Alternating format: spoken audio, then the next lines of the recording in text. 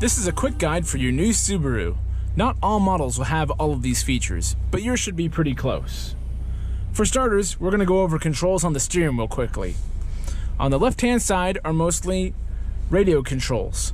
Left and right will change different radio stations, tracks on a CD, or Bluetooth tracks or things of that nature. Up and down for volume. Your source button will toggle you through your different audio sources. It'll always show you on your radio screen what source you're on. For instance, right now we're on FM. I'll press it to switch to AM, satellite, and whatever other sources you have in there, it'll continue in that rotation. This info button changes what displays on this top info screen up here. Simply press it to change through different screens for displays for weather, radio information, fuel economy information, and to change settings on this screen as well. Keep pressing it to cycle through to the different pages. At the top portion of that screen, you'll always see your clock, your outside temperature, and your climate controls. We'll get to those soon. Underneath your radio icons, you also have the ability to answer and hang up a Bluetooth connected phone directly from the steering wheel. There's also a voice command feature on this answer button here. Press it, you'll hear a beep, and after that beep is your cue to tell the system what you'd like it to do. For instance, to call somebody, or to change the radio station, or if you have navigation, you can also tell it where to go.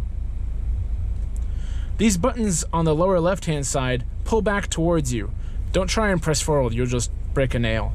The arrows up and down are mostly used to change what displays in this middle screen between your gauges. Again, things like trip information, fuel economy information, tire pressure information, and even a digital speedometer can display in this middle page here. Once you've found the desired page, simply leave it there and it'll stay there.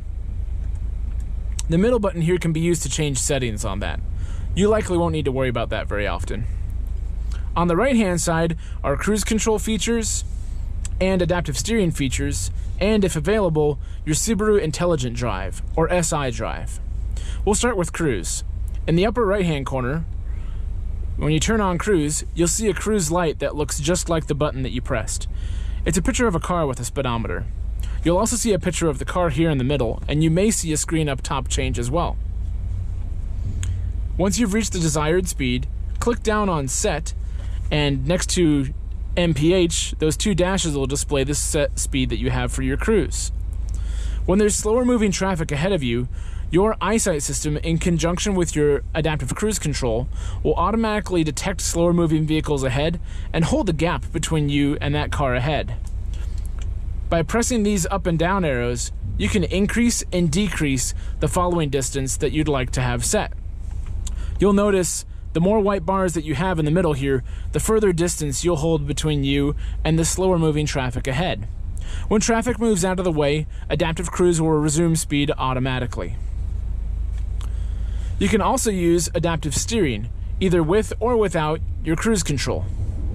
Adaptive steering has a picture of a steering wheel logo on the right-hand side of your screen.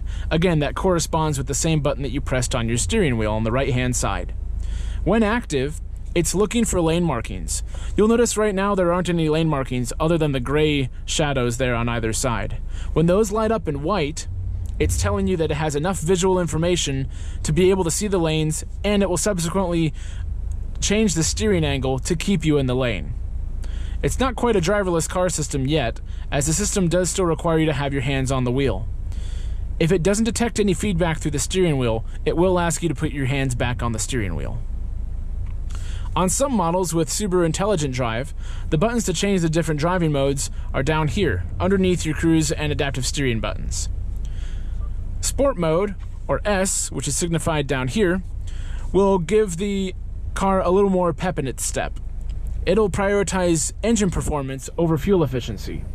However, most of the time, you'll have it in this I, or intelligent mode, that prioritizes fuel efficiency over engine performance. You can change these at the flip of the switch anytime. If your car is equipped with paddle shifters, they'll be on the back side of the steering wheel here. Paddle shifters allow you to shift the transmission up and down simply by clicking on the plus sign and minus sign on the back sides here. You can keep it in manual mode if you take your shifter down to drive and move it over to the left. If your car doesn't have paddle shifters, when you move it to the left, you'll be in a low gear.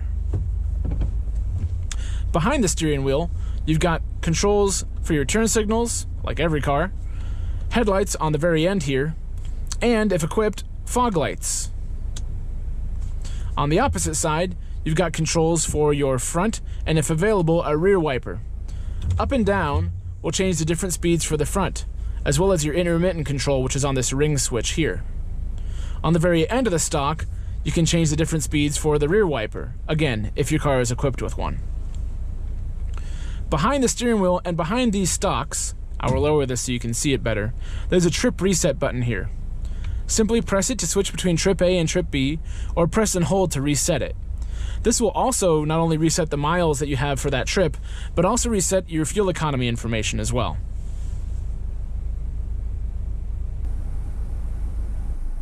Most radios look like this. It may be slightly different either in size or in the arrangement of the apps here, but this is essentially what you're going to get in your Subaru. You have physical buttons on the lower section here that you can use to switch between these different pages if you choose not to use the touchscreen. However, the home screen here is probably the easiest place to start.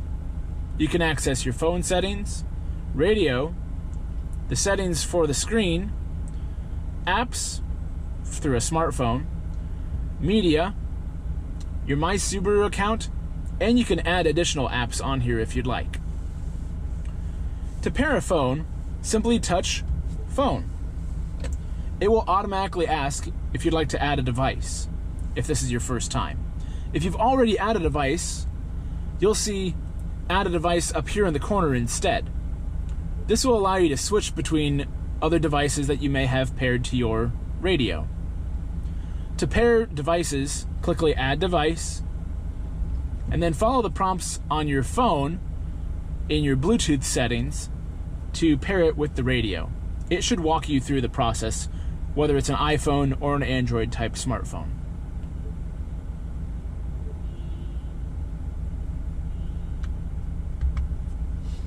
Your radio icon is pretty simple. FM, AM, and satellite radio can all be managed through this section. You'll notice down along the bottom there are places for presets, but we have FM, AM, and satellite stations here available. Simply find a station that you'd like,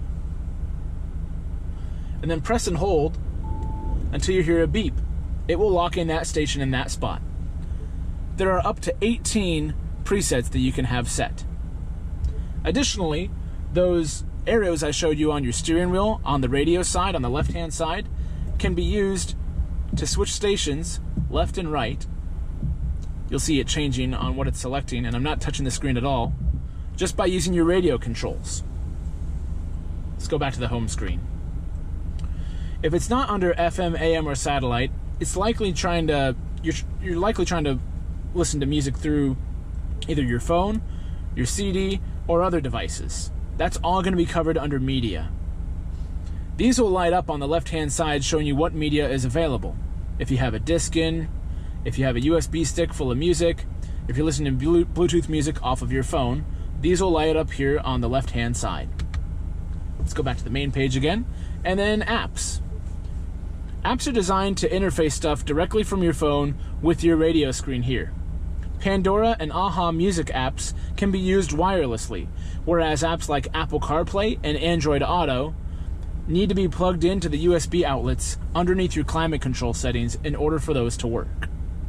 You also have access to My Subaru and a Subaru Starlink app, although I should note that this Starlink app does not have anything to do with your Starlink safety and security subscription. In fact, all of that is managed through your My Subaru account. Download the My Subaru app to your phone for more information. Let's go back to the home screen. Otherwise, settings will allow you to change settings throughout the vehicle. General settings, sound settings, phone settings, and vehicle settings. All of these will vary on the type of vehicle that you have and the options available. Climate controls are underneath your radio, while the display for these climate controls is often above. On a screen up here, you'll see that there's temperature displays. That temperature is controlled from the knobs down below. As I turn this knob, the temperature displays change on the top screen.